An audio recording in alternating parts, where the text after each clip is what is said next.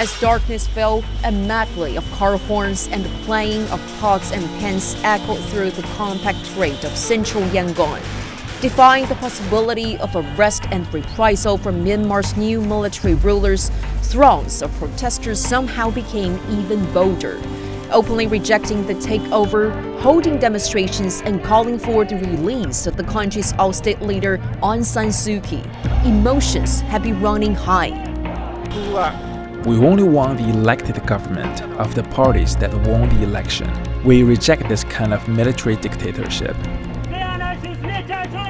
Protests have been ongoing for 4 consecutive nights, with people furious that the military are now running the country. It started on Monday morning when the country was shocked to learn that Suu Kyi, along with a host of other parliamentarians and government officials, had been detained. The general seized all legislative, judicial, and executive powers. Their rationale was based on an election in November, which Suu Kyi's National League for Democracy won in a landslide.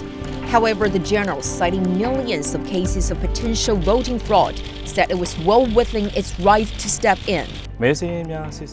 In order to perform scrutiny of the voter lists and to take action, the authority of the nation's lawmaking, governance and jurisdiction is handed over to the Commander-in-Chief, Min Aung Hlaing, in accordance with the 2008 Constitution, Article 418. However, the country's Electoral Commission has repeatedly rejected such accusations. Suu Kyi, who's now reported to be under house arrest, was charged with minor offenses such as breaching import and export laws.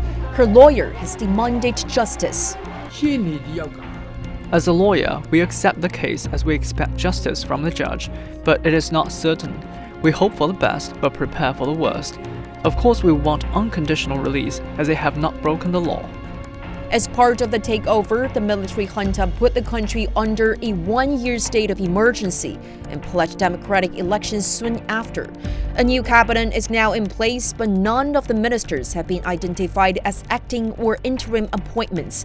Myanmar's military is facing a global backlash over the move.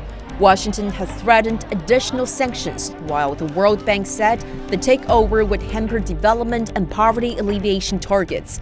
Experts are predicting job losses, a massive drop in foreign investment, and the suspension of key infrastructure projects. With fury and uncertainty the order of the day, the military have a lot of convincing to do, both at home and abroad.